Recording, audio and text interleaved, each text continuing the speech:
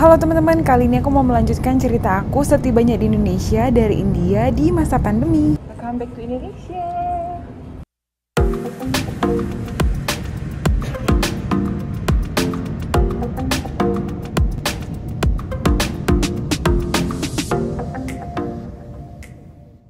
Sebelum aku cerita detail kenapa aku batal karantina di Wisma Atlet, aku mau cerita sekilas balik tentang proses yang dilakukan di bandara setibanya di Indonesia selama pandemi.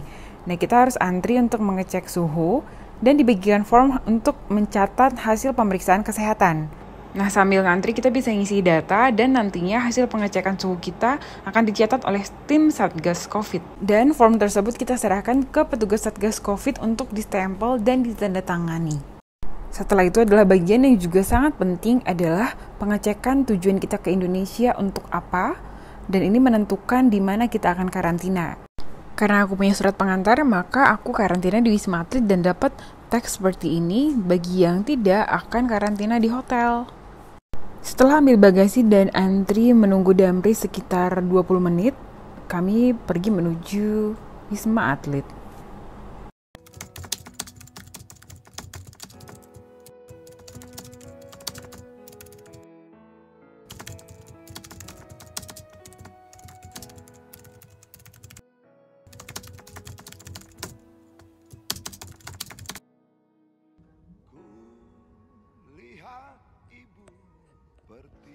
Awalnya masih optimis untuk bisa karantina mandiri di Wisma Atlet Pademangan dengan sistem yang sudah baik, apalagi untuk WNI yang tiba di Indonesia bukan karena habis liburan. Berbagai macam reaksi orang saya lihat ketika ngantri di dalam bis Damri. Banyak yang santai aja, ada yang ikut panik sama kayak saya. Karena waktu itu bener-bener lapar, dingin, hujan, dan gak ada kejelasan kapan akan masuk. Bahkan tim Satgas Covid yang ada di sana pun tidak bisa memastikan kapan kami bisa masuk ke dalam Wisma Atlet Pademangan dan bisa istirahat di kamar. Sementara itu sudah menunjukkan pukul 12 malam. Kami tiba di Indonesia sudah cukup larut malam. Saya waktu itu tiba di pukul 19.50 dan di bandara juga tidak ada yang menjual makanan karena banyak fasilitas yang tutup. Tadinya saya berpikir sangat ideal, tiba di sana nggak begitu lama jadi bisa makan agak telat sedikit, it's okay. Tapi ternyata ekspektasi saya terlalu tinggi. Sampai di sana tidak ada kejelasan dari tim Satgas Covid. Yang memberikan penjelasan hanyalah driver Damri, dan bahkan driver Damri menginfokan kami kalau mau makan ada nasi goreng dan bakso yang ada di depan Wisma. Mulai panik,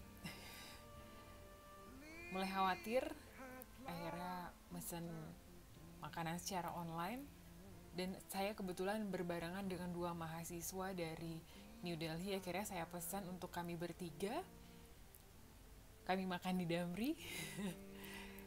Ya, berharap setelah kami makan mungkin ada kejelasan. Tapi setelah itu nggak ada juga kejelasan. Sampai akhirnya saya menanyakan ke tim Satgas Covid yang ada di depan Damri, apakah memungkinkan untuk pindah ke hotel, dan ternyata boleh asal siap dengan biaya yang akan dikeluarkan. Jadi estimasi biaya yang disampaikan di atas 5 juta. Dan mereka menyampaikan memang hotel-hotel tertentu aja, itu sesuai dengan surat edaran nomor 8 tahun 2021. Dan mereka menyampaikan ada sales hotel yang juga standby di depan Wisma. Tapi saat itu masih bingung pindah nggak nih, dan akhirnya memutuskan untuk 100% yakin akan pindah ke hotel. Kami telepon hotel sana sini, ada kendala lagi, nggak bisa dijemput ke Wisma Atlet Pademangan karena mungkin sudah terlalu larut malam. Dan tiba-tiba hujan, sampai akhirnya saya juga nggak bisa nyamperin sales hotel yang ada di Wisma Atlet Pademangan. Kemudian hal yang paling membuat saya yakin untuk pindah ke hotel adalah ketika petugas Satgas Covid-nya masuk ke dalam bis dan memberikan penjelasan secara teknis termasuk resiko-resiko yang akan timbul di dalamnya. Beliau menyampaikan dengan santai, hari ini yang tiba di Indonesia, warga negara Indonesia itu udah 2000. Jadi petugas di Wisma Atlet itu sedang berusaha untuk memasukkan semua. Dan ada kemungkinan akan ada karantina cepat. Karantina cepat adalah ketika banyak WNI yang harus masuk ke Wisma, sementara Wisma masih penuh. Jadi akan besar kemungkinan ada WNI yang akan dikeluarkan sebelum 5 hari karantina mandiri. Dan itu di jam-jam yang tidak tentu, bisa jadi jam 1 dini hari atau jam 5 subuh atau jam 7 malam, dan itu nggak menentu. Gak tau kenapa tuh tim Satgas Covid-nya itu nyampainya santai banget. Sementara aturannya harusnya 5 hari dengan swab test di hari pertama dan hari terakhir. Kalau ada karantina cepat, artinya nggak sesuai aturan sebenarnya. Penjelasan itu membuat aku semakin yakin, dan belum lagi ternyata isi dalam satu kamar itu 3 orang. Sebelumnya informasi yang kami dapatkan, isi dalam satu kamar adalah 2 orang, dan saya waktu itu sudah memutuskan untuk bersamaan dengan mahasiswi dari New Delhi yang bersamaan dengan saya satu pesawat. Ternyata 3 orang. Dan saya semakin gak siap juga untuk itu, untuk tinggal dalam satu kamar yang berbeda-beda background, dan saya gak tahu histori orang tersebut seperti apa. Sementara saya ke Indonesia untuk menghadiri acara keluarga, ingin bertemu keluarga. Saya memastikan saya selama karantina harus dalam keadaan sehat. Dan setelah penjelasan semua yang membuat saya semakin ragu dari tim Satgas Covid tersebut, akhirnya diizinkan untuk bertanya. Akhirnya saya bertanya lagi, prosedur untuk pindah hotel seperti apa ya, apakah memungkinkan. Akhirnya disampaikan saya bisa nyamperin sales hotel yang ada di depan Wisma, tapi waktu itu hujan deras, jadi saya nggak bisa. Gak lama setelah penjelasan itu, hujan sedikit reda dan sales hotel itu masuk ke dalam bis kita dan langsung menawarkan bagi siapapun yang mau pindah ke hotel segera memberikan pasportnya. Dan akhirnya saya nanya berapa harganya. Mbaknya waktu itu ngetikin di HP-nya 5,2 juta. Jujur sebenarnya secara nominal kaget, karena itu nggak saya perencanakan akan ada pengeluaran sebesar itu, karena tadinya sudah bulat tekad ingin karantina mandiri di Wisma Atlet Pademangan. Namanya karantina yang nggak perlu mewah, nggak perlu mahal, bahkan gratis kalau negara menyediakan. Saya siap, tapi ternyata sistemnya terlalu rumit dan terlalu lama antri. Kami semua WNI yang tiba di Indonesia sudah ada syarat PCR swab test negatif. Jika kami kurang istirahat, dan sistem yang mungkin membuat kondisi tidak begitu efektif, akhirnya mungkin bisa jadi membuat beberapa orang drop.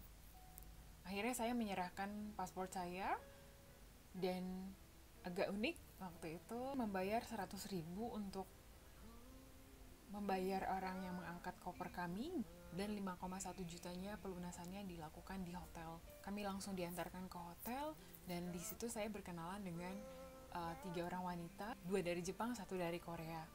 Dan kami sama-sama yang sangat mengkhawatirkan dengan sistem ini, membuat kami khawatir, dan kami sama-sama concern dengan kesehatan, begitu khawatir dengan sistem yang ada, begitu khawatir dengan penjelasan yang diberikan, karena bagi kami itu sangat beresiko, terlepas dari memang banyak yang memang sudah siap dengan kondisi tersebut, tapi bersyukur saat itu kami punya pilihan untuk pindah ke hotel. Tapi bagaimana orang-orang yang tidak punya pilihan lagi, harus menerima kondisi itu? Tapi saya berharap semua orang yang sedang karantina dimanapun, yang baru tiba dari luar negeri, semua bisa menjalankan karantina dengan hati yang sukacita dan bisa sehat. Hasil negatif 2 kali karena harus swab test di hari pertama dan hari terakhir, sampai akhirnya ketemu dengan keluarga terkasih selesai karantina. Dan ini hotel tempat aku karantina di Novotel Gajah Mada. Welcome back to Indonesia, welcome back to Jakarta. Berharap sekali nantinya akan ada regulasi yang mungkin lebih ramah terhadap warga negara Indonesia. Saya pribadi berharap ada pilihan yang mungkin lebih murah, paket hotel yang mungkin disubsidi oleh pemerintah, agar WNI yang dari luar bisa nyaman karantina tanpa harus membayar mahal atau tanpa harus mengalami antrian yang cukup panjang dan tidak mengalami karantina cepat yang diminta pulang dari Wisma Atlet Pademangan pada saat mereka belum selesai karantina. Regulasi dan fasilitas serta layanan dalam menangani protokol kesehatan bagi WNI dari luar negeri semoga semakin bersahabat dengan warga negara Indonesia. Selamat datang kembali di Indonesia.